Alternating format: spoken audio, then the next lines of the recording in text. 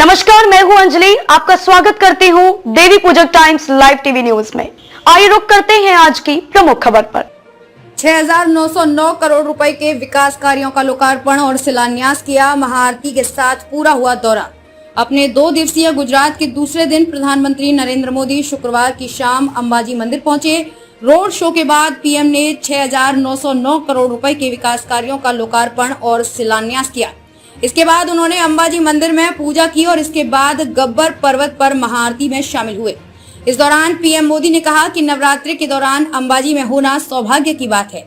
यहाँ शुरू की जा रही परियोजनाओं का यहाँ के क्षेत्र पर काफी प्रभाव पड़ेगा। आज इन 45,000 घरों का लोकार्पण हुआ। इसके सभी लाभार्थियों को मेरी शुभकामनाएं। इस बार ऐसे समय में यहाँ आया हूँ जब विकसित भारत का विराट संकल्प देश ने लिया है। उन्होंने आगे कहा, अंबाजी में जिस रेल लाइन का शिलान्यास हुआ है, इसे बनाने का फैसला 1930 में हुआ था। 100 साल हो गए। परिकल्पना अंग्रेजों ने की, लेकिन देश को आजाद हुए 75 साल हो गए, लेकिन कभी ये रेल लाइन नहीं बनी। माँ अम्बा मेरे हाथ से यही काम चाहती थी। आजादी के बाद से ये फाइलें सड़ती रही।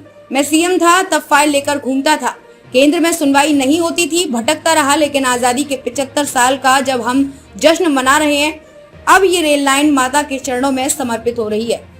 इस बार ऐसे समय में यहाँ आया हूँ जब विकसित भारत का विराट संकल्प देश ने लिया है।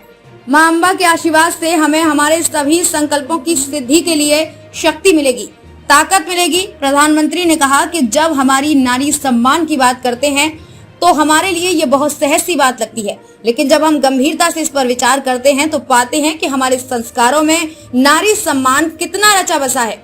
उन्होंने कहा, ये हमारे संस्कार ही हैं कि हम अपने देश भारत को भी माँ के रूप में देखते हैं, खुद को माँ भारती की संतान मानते हैं। उन्होंने आगे कहा कि गरीबों को घर देने के लिए केंद्र सरकार 4 लाख करोड़ रुपए खर्च कर रही है। पिछले वर्ष ही 1.5 लाख घर गुजरात में तैयार हो चुके हैं। बहनों की अपनी रसोई चलाने में समस्या ना हो, इसलिए सरकार ने मुफ्त राशन की योजना को आगे बढ़ा दिया है। देश के 80 करोड़ से अधिक साथियों को राहत देने वाली इस स्कीम पर केंद्र सरकार करीब 4 लाख करोड़ रुपए खर्च कर चुकी है। खबरों में अब तक के लिए बस इतना ही। मिलते हैं फिर किसी खास खबर के साथ। तब तक के लिए नमस्कार।